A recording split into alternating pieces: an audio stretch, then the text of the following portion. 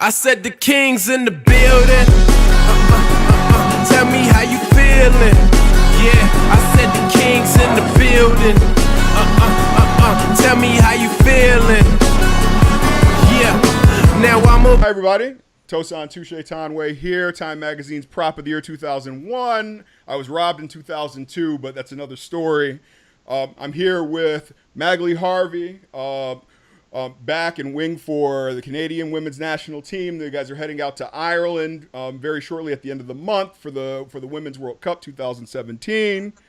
Look forward to. I hope you guys are happy to be here, Magali. I hope you're happy to be here with us. I'm glad. Thank you for accepting the interview. Want to give you a chance to connect with the Vile Rugby faithful and talk about the team and talk about your guys' goals, objectives, and what you guys expect. Glad to see you here today. I guess you say hi to the crowd for me. Thank you, Tosan, for having me. Really appreciate it. Hey, no problem at all. Let's get right to it because I know you're a busy woman. So let's give us a brief introduction. I know you've still told this story probably 15,000 times. How you got into rugby, but specifically let's focus it more on your start with Rugby Canada. So you're as you start moving through the development pathway into sort of elite women's rugby in Canada. Okay, well, I think it's important to start by the start because otherwise it won't make sense. I started playing in high school. Mm-hmm. I was a player that played every sport, from soccer to basketball, ultimate frisbee. I was a wide receiver at football. Just every sport that was out there, I would want to try it. Mm-hmm. So when rugby got introduced, I figured, why not? Let's try it. When I first started, it was really interesting because no one knew how to play the sport. Mm-hmm. And coaches were new as well, so they didn't really know how to teach the sport. My first practice, I remember we had to learn how to tackle. I ended up with a bloody nose, and I was really questioning why I was there. And then my first games, just a couple days later, I ended up playing. I was on the wing, and everyone was freaking out about getting tackled, so they just moved the ball out. And well, I was a winger, so I had no one to move it out to. So I ended up just running really fast and getting where I wanted to get to. And then from there, Bill McNeil, who was the Laval University coach, told me I should try out for Canada under 20. And it was scary because I was the only player from Quebec, and I was like, okay, sure, I'll do it.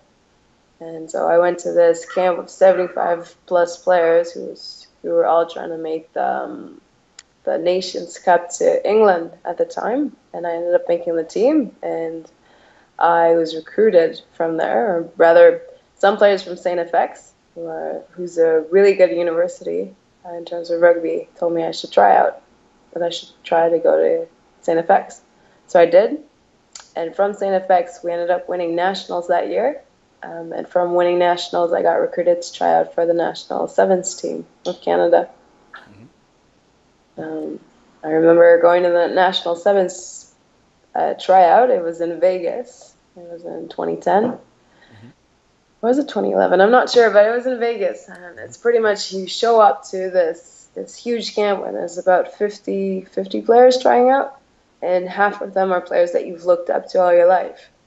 Players like Barbara Mervins and Jess Dauvains, Ghislaine Landry's, Manny Marchak, just amazing players, and now you gotta compete against them to try to make the spot on the team. So I kind of went with the approach that I had nothing to lose, and I just kept being pleasantly surprised every single time. I remember I made the top 12, and then I was like, awesome, I'm just gonna bench, but I made the national team, this is great. And then when I got on the field, it was the scariest moment ever, because I didn't expect it, and it's high level, it's not school or university, and it was a great experience. I was stressing the whole time, and I was probably stressing too long or too much to be able to enjoy the moment, but I still had a kick out of it. And then from there I stayed on the national team, and at the time the 7s and the 15s program kind of worked together, so you could be part of both teams at the same time. And so I ended up joining the 15s team as well. And again, I was just a winger, and it was high level. I didn't know what to expect, so every game was like a pleasant surprise. And it was even funner because the players had this skill level to move the ball out to wingers, unlike club level, right? So it was much more. Ball never makes it. Yeah, so as a winger, you got fed the ball a lot more, which was, part of the game of enjoying being a wing, because Correct. otherwise time can go by really slowly on that wing. So basically, you don't want to keep chasing kicks and tackling the entire game. I mean, even then, at university level and at club level, sometimes the ball doesn't even get to your opposite winger, so rarely do you Right. tackle. You're just going up and down and up and down, and you aren't doing much. So definitely like a huge change, and I really enjoyed the national level of playing. It got me to a higher level for sure. And you brought up something really interesting because it's something that actually I even myself noticed when I was moving up in the level of rugby that I was playing is that there's kind of two differences. There's the speed of the game, the technical skill definitely, because the technical skill of execution, okay, ball handling. How precise ball handling is determines how much space you have to get the ball to the wing. And so once you're able to move the ball side to side efficiently, more people are involved. And so therefore it's more fun because then the gaps open up and then a prop like myself can run through in the center. All kinds of things happen. Just because of the nature of 1 through 15, simply being able to move the ball, create space, or pick the right shoulder, all of those type of things. So I thought that's actually really interesting. You mentioned that that's something that you also saw. That even though it got more difficult, more challenging, the rugby is still fun, and it gets more and more fun because of your involvement at the level, even when you're given these very technical and specific roles. That's really really cool. I guess if folks at home, I guess you don't know, my background, I'm also a coaching educator, so I train coaches, and it's interesting when I talk to different players that have played at they're some of the highest levels available, that we see a lot of themes that are very prevalent even in the microcosms, like going from local club to regional select side, or even provincial select side, that type of thing, where people see those differences. But I always kind of get that similar story, like Magali, like you said, that hey, you told me that it was going to be like this, but you didn't believe me. I didn't believe you. Like it's amazing. Well, that's excellent, Magali. Let's go on to the next thing now, since this is T minus a little under 3 weeks until the first matches for the Women's World Cup. So I'm about to say, talk about the team. The team, you guys have been selected. You're ready to go. You are here as a representative of those wonderful women. So tell us what's going. Tell the Viral Rugby folks what's going on with Rugby Canada, the Women, the World Cup team that's going. All right, so Canada is a really big country. And because we're not an Olympic sport, the 15 side, we don't get that much funding. So how it works, we basically get to train in our respective provinces. So in some provinces, you might have 5 players practicing all together during national practice, and in other provinces, you might have 10 or 2 or 4.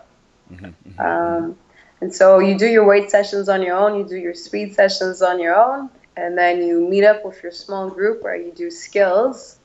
You probably play for a club as well. And otherwise, it's only on tour that we get to meet up together. So our last tour was in New Zealand. We showed up about a week before our first game, practiced for the first time in 2 months together, and then played our game. What's different about the World Cup is that we get two weeks and a half before our first game. So we start to travel early. And by being able to travel early, we get to have more minutes together. Because we're all great players, we all have lots of skills, and now it's just a question of playing together so that we are able to develop those small skills. The difference with other teams, say for instance when we went to New Zealand get to practice a lot more than we do together. So does England, who are centralized. But those 2.5 weeks before our first games of World Cup are going to be crucial because exactly we have the skill set. We just have to find the proper timing. And this time we'll actually have more than a week to prepare all together, which will be a huge load off of our shoulders. And, this time at World Cup, it's awesome because we get to have a good build-up. We start with Hong Kong, and the game hypothetically, becomes a little harder with Wales, and then we go towards New Zealand. So we have 2 games of preparation before our big test match. And of course, I'm not taking it for granted. I'm not assuming that Hong Kong or Wales are going to be easy. Oh, of course not, no. Just a good build-up for us that's really going to help us like throughout the World Cup. I think I watched I watched the tour down in New Zealand, and I mean it was impressive rugby. I mean it was impressive rugby. It was also entertaining rugby. I think that was two things. I mean, on your end, on you guys' end, it's about the win. You want to win, you want to develop, you want to move forward. And I take it in those terms as well, because I mean, outside of me being here based in the USA, I'm pro North American rugby. I think we're all one big area in NACRA. As everyone improves, we all kind of win. So seeing you guys do well is always something that I like to see. And I think that as you described how the pool is set up, it is geared up quite nicely to have that build up to sort of that penultimate pool match between you guys in New Zealand. It's kind of similar feel to what happened in 2014 with England. You guys had that draw, 13-13. And that was, I mean, watching that match, it was like, boom, boom, boom. Watching the competition was hard. You know, there were nerves. There was people getting after it. And these are things that people at home that get to watch this can be inspired by and entertained by too. I think that, you know, we have to be better. And I on VileRugby.com, I put out a piece talking about how we have to be better fans. We owe you guys that. I think that when you guys go play, we need to be engaged. We need to watch. We need to remember the history. We need to talk about the cool things that happen. Get pissed off when y'all lose, like stuff like that, you know? When you hear, like, what happens when the All Blacks tie the Lions? Everybody's complaining, you know? That's what we got to get used to. That'll help. That's going to help, because I believe some players find that motivating. They understand, you know what? Of course, you guys already have the internal motivators and you're driven people. But that little extra when you know you're playing for home and, you know, the folks at home are talking and they're looking for it, you know. So that's something that I put out there that's like, I really believe it's really, really important.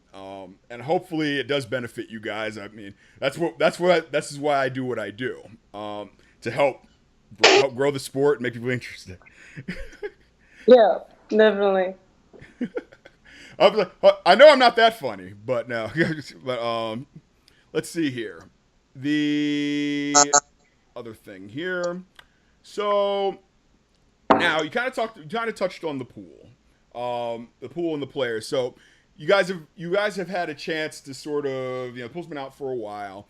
Is there, as far as the team goes, is there a person? You know, that's a great question. Unfortunately, I haven't asked that question to my coach. What I do know, though, is that every game is important, especially Absolutely. The pool that we're in. So, I mean, every game is important, and I think that the best team for the match that we'll be playing against will be on the field, regardless of who we're playing against. Shouldn't matter. We need those points. Correct. So that's what I'd think. But again, I do not know the answer to that question. No, fair enough. Like I said, I think a fair amount of that will be figured out in that sort of 2.5 weeks before, you know, who's on form, how people are feeling, health, all that stuff. Because we still are a little bit of a ways out. It's excellent. So let's go with the sort of the penultimate question.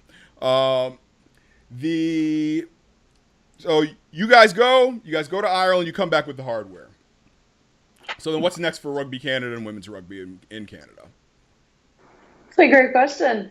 Again, I can only take a guess. There's still an manual tells us what the results are going to be. Hopefully, rugby becomes more popular, especially for the women's side in Canada. Hopefully, it keeps developing, and hopefully, there starts to be funds. Ideally, we would love to stop playing catch-up. So right now in England, players are starting to decentralize and starting to get paid to play.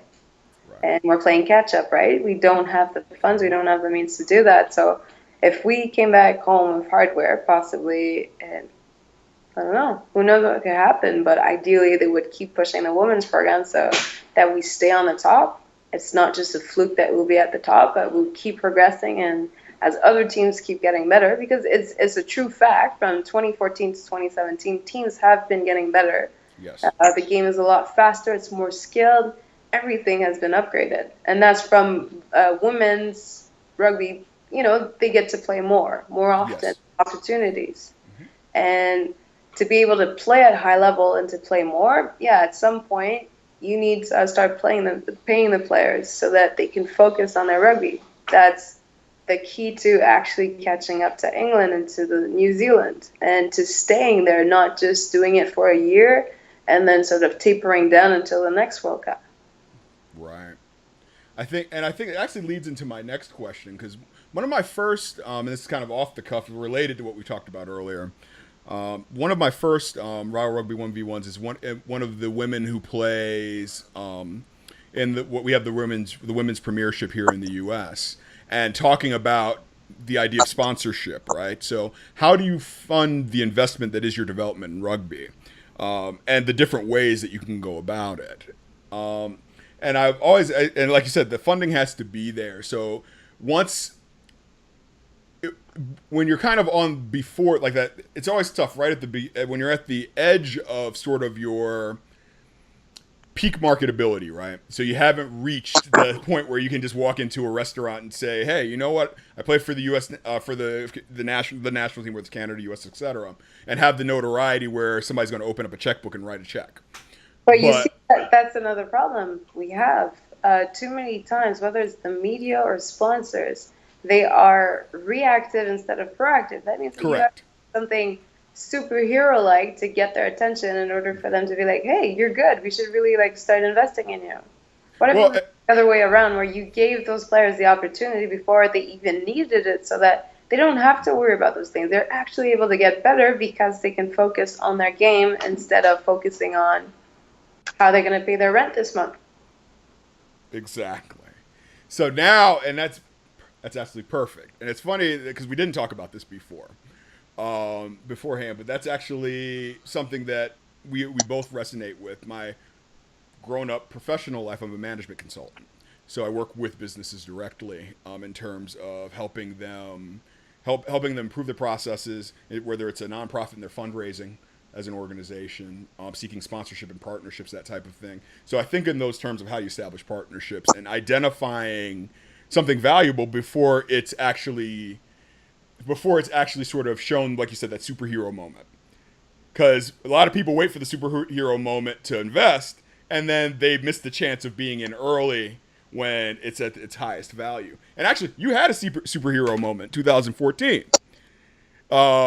That scoring a try like that against France is serious business, and it's one of those things that even today people watch over and over and over again, even 3 years later. Well, actually, one of my favorite rugby highlights ever, from how that went out. So it's like, even somebody who's had that moment, you can see how difficult that can be. For sure. I'm still waiting for that amazing sponsorship moment. Right. You see what I mean? So it's like, it's something that people are there's a constant conversation about.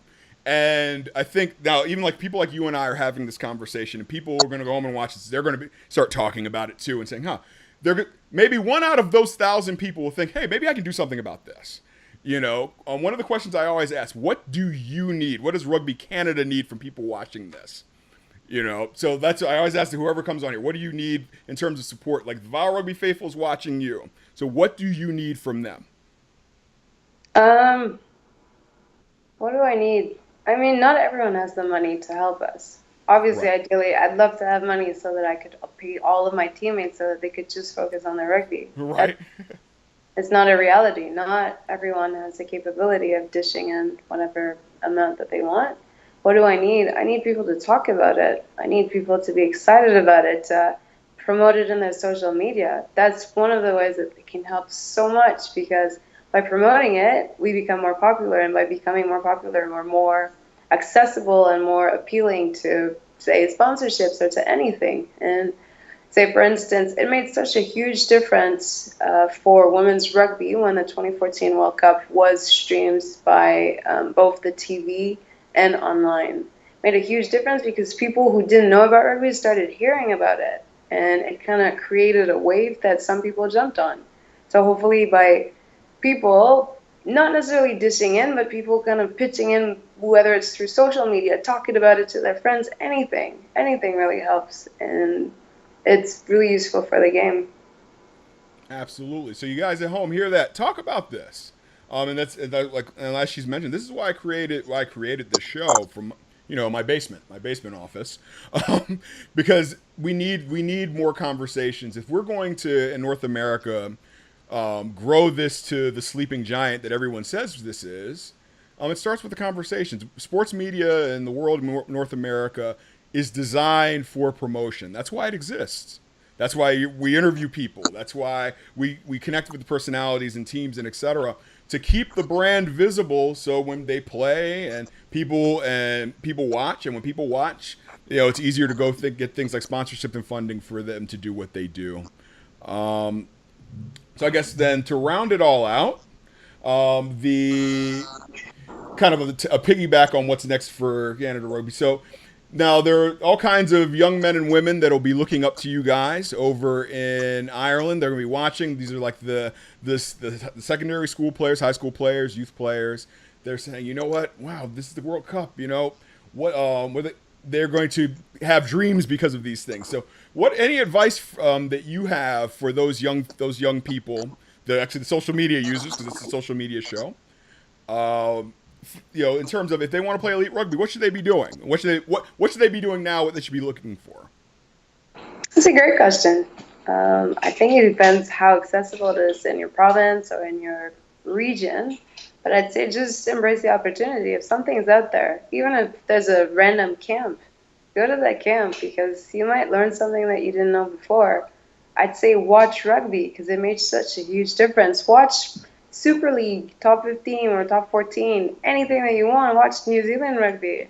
Mm-hmm. And just by watching it, it makes you want to try things. It makes you want to be a part of it or to reach a high level, to become more passionate about it. And you develop a sense of the game, but also an appreciation of the game because you kind of start to think of what does it take to get there.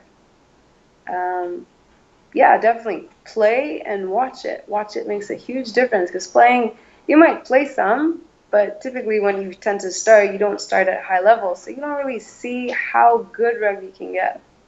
When you start watching it, it gets you dreaming. It gets you imagining what are the possibilities for myself, for my friends, where can I get to? And makes you kind of decide whether you want to get that far or if you're just a club player or just a spectator. Mm-hmm. Excellent. So tell me, play. So find rugby wherever you are, play it, get involved, and then take all the opportunities to watch and play that you can. I think that's pretty fair. I think that one thing that's difficult, because we live in very large countries, how spread out these things are in terms of geography. So sometimes, for us, a lot of the times our various camps are a 5-hour flight. For anyone to get anything that's going, because we haven't even gotten to the point here in the U.S. where we're regionalized in a standard way. So people that are working, let's say I'm in the Mid-Atlantic region, that's where I'm based. So I don't have a list of standards of which I'm evaluating someone for that purpose. I'm actually applying my interpretation of what I think that position or player should be doing to get looked at. So actually everybody's being reevaluated over and over and over again as they move through the ranks because that continuity isn't quite there. But I think that there is a universal there's sort of a universal sort of people that are hungry for rugby, they're going to consume it wherever they can get it.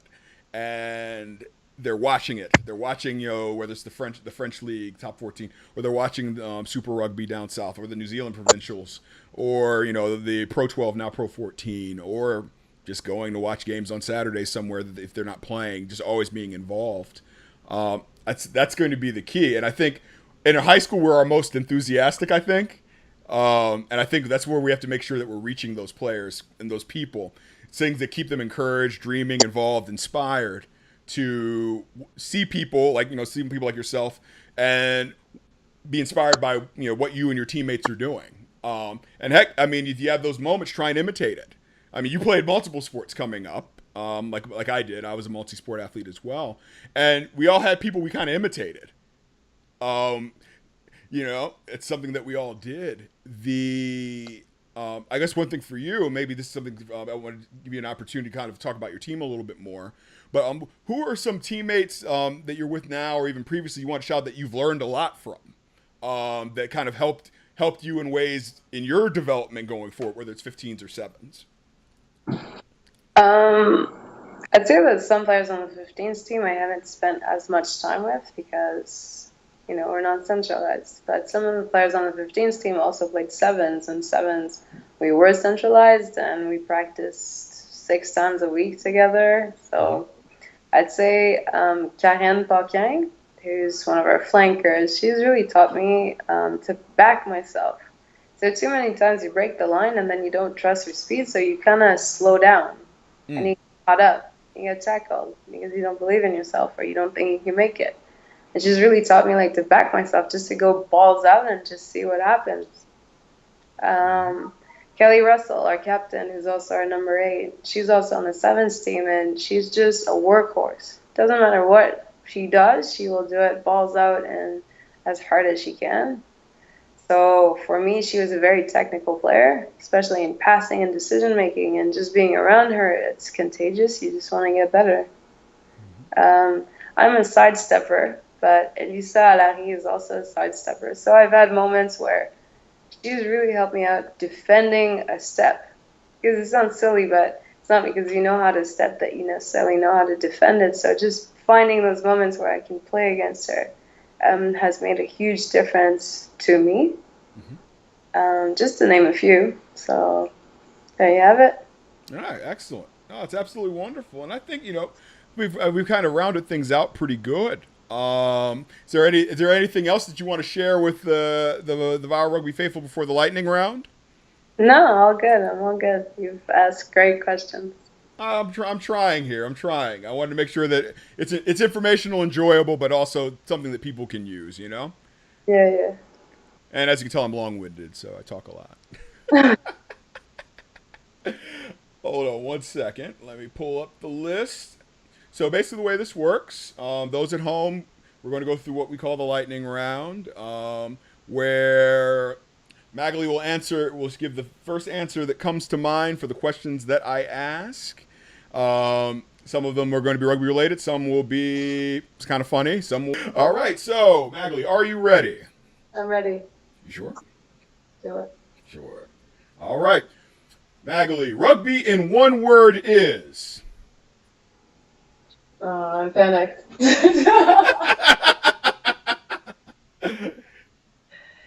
Is intense. Intense. How old do you feel? On a good day, at least 18. Let's see.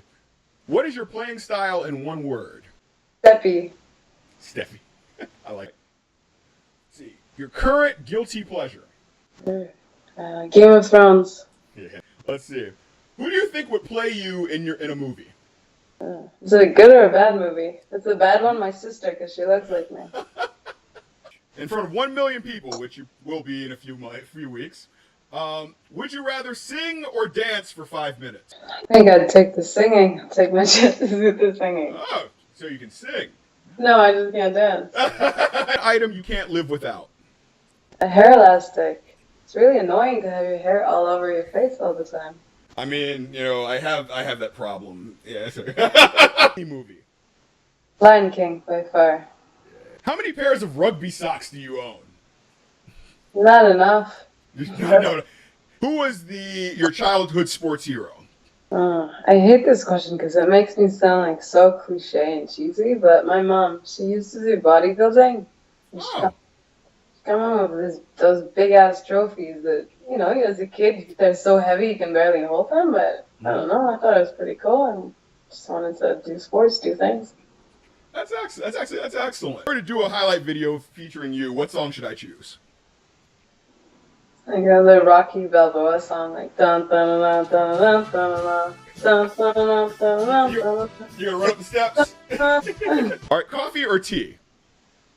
Tea. I don't really drink coffee because it affects me too much, so I go for tea. Yeah. What is the most number of tries you've scored in a game?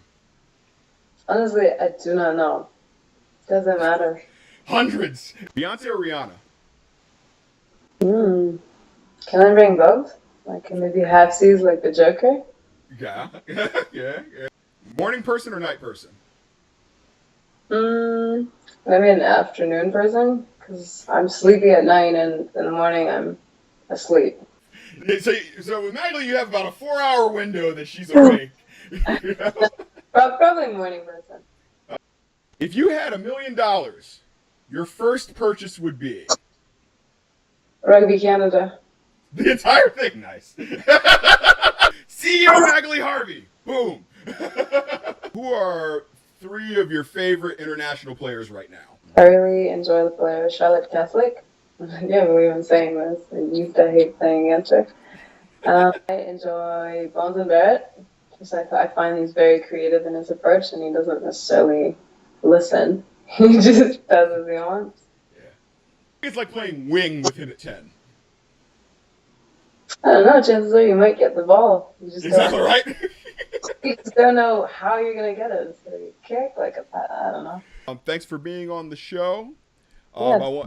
I wanted to make sure that the Viral Rugby faithful got to meet some of our North American stars that are representing with these all of your stars on the Canadian team. Honestly, I mean, you guys are fantastic outfit, and you guys are doing a lot with a lot of challenges. Where this geography, not the funding you guys need, but you guys are still, you're one of the top teams in the world. And I think that's only going to continue to get better. So that's very, very exciting to see and hear. Best of luck in Ireland. The only people I'm pulling for more than you guys is the USA. But either way, after the USA, I'm all North America. So I want you guys to go do your thing. Get out of pool, win by a lot. Come back with your shield. I'm about to say, come back with your shield or on it. Go leave it out there and do your thing. I'm really excited to see this because I think this is also going to be probably the best produced Women's Rugby World Cup that we've seen. So there's going to be plenty of footage. And keep your eye out for the Canada Viral Rugby pump up video. That's right, it's coming. I didn't want to tell you beforehand, but you should have expected it anyway because that's what Viral Rugby does. But other than that, anything else for the people? No, all good. Thanks for having me. Hey, thanks for being on. I really appreciate it. Met she's a wonderful woman, great athlete, supporter, and like she said, she needs us to talk about them. So let's find this footage. Let's talk about it. Let's get out on social media. If they win, let's talk trash. Let's banter, all that stuff. That's what sports is going to be all about. Let's bring them into that. See you in cyberspace. Go Eagles and go Canada. Thanks. Talk to you soon.